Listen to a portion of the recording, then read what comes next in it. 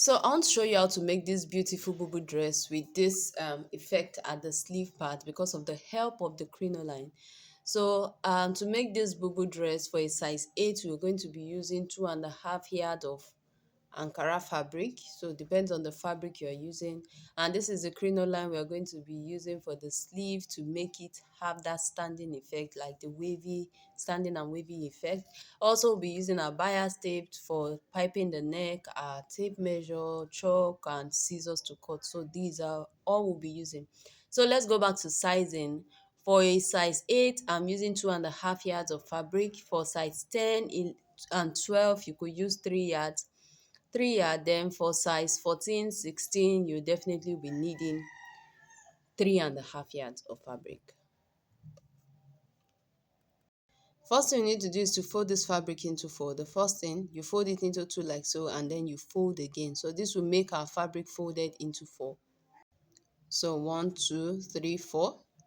So I'm just going to go ahead to turn this to the center front on this part where we don't have any opening at all. So this is where we'll be taking all our measurements from. So for the neck width, I'm going to be using 4 inches, 4 inches width. So what I'm going to do first, I'm going to just take out the back neck first. So which is for the depth of the back neck, I'm working with 1.5 inches. And the front, I am working with 4 inches. So I'm going to connect both the back depth and the front depth to the width of the neck like so.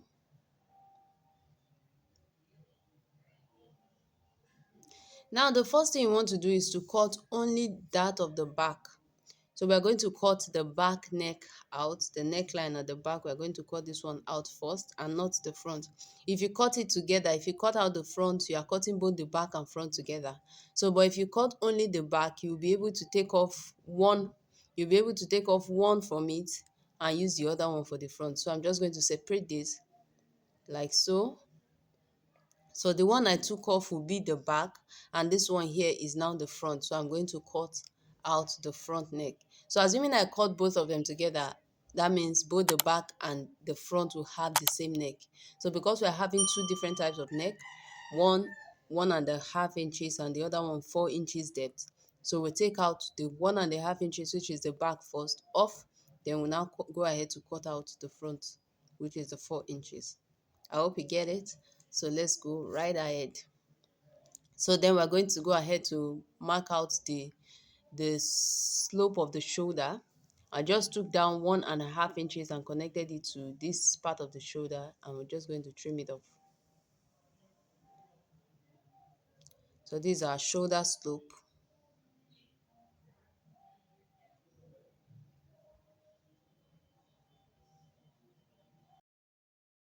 Out the shape of this bubu dress. So for the bust measurement, I just came down with 11 inches, and the waist measurement I'm working with 15 inches, 18 inches rather. And for the hip measurement, I'm working with 23 inches. So I'm just marking out these lines, the bust, the waist, and the hip line on this dress. Remember, it's a bubu dress, so all our measurements will be sewn at the front. So I'm just doing what I did here for this part is what I've done on the other part of the dress. So what I'm going to do is I'm just going to go ahead to mark out this middle line, so you see I'll be taking our measurement from the middle line, so it will be easy to take out this measurement. So now the bust measurement I'm working with is 36. So 36 divided by 4 will give you 9. So what you're going to put in now, you put in 9 at the left side and 9 on the right side. So this middle line we drew is going to be our starting point, or yes, going to be the starting point, or it's going to be the guide on where, so you can see where you are putting in your measurement.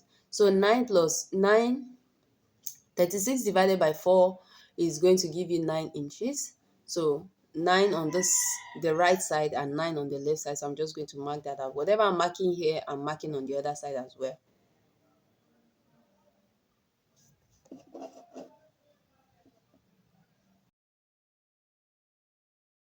Now the same thing we are doing for the waist of 28 into 4 is 7. So I'm going to mark 7 on this side and 7 on the left side as well. Whatever you have, whatever you are marking on the right side will be the same thing on the left side. So same thing for the hip, your hip measurement, divide it by into 4 and mark it on both sides. Whatever you have, mark it on both sides. So remember to put in your allowance. I actually forgot. I didn't put in my allowance. It was when I was sewing it I realized that, oh, Thelma, you forgot to put in allowance. So don't make that mistake. The next thing, as soon as you are doing this, ensure you just mark out your allowances. That's the best thing. I said I was going to do that later and I forgot. So you don't forget, just mark out your allowance now. So I went ahead to do that off camera as well. So I was able to mark out my allowance. Now the next thing you want to do, put these fabrics facing right sides facing each other and put in and join the shoulder of the dress.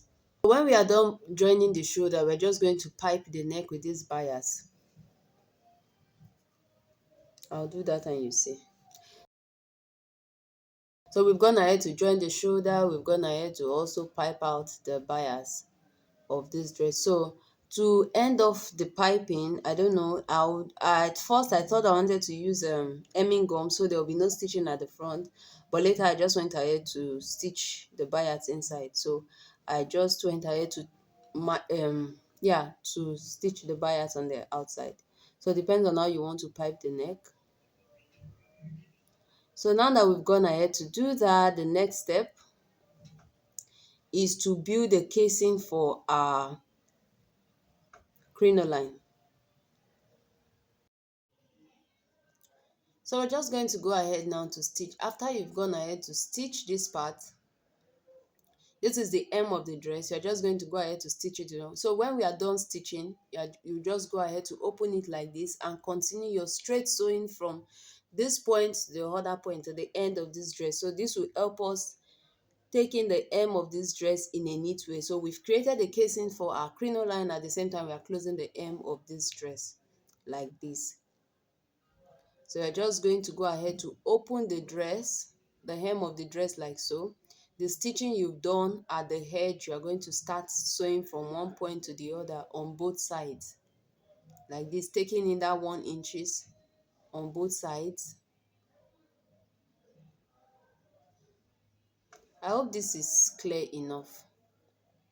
So when we are done creating that casing and closing our hem, the next thing is for us to just close the sides of this dress.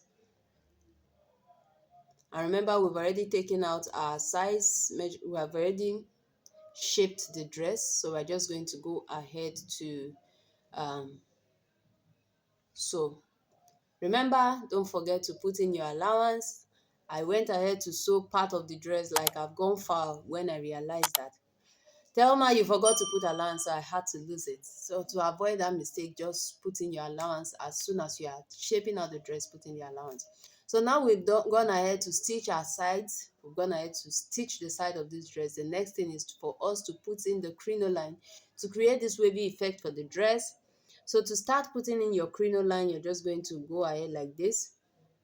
If you've watched to this point, don't forget to give us a thumbs up and then subscribe to the channel so you don't miss any of our upcoming videos. So we're going to take the end part of the dress where we've cased already.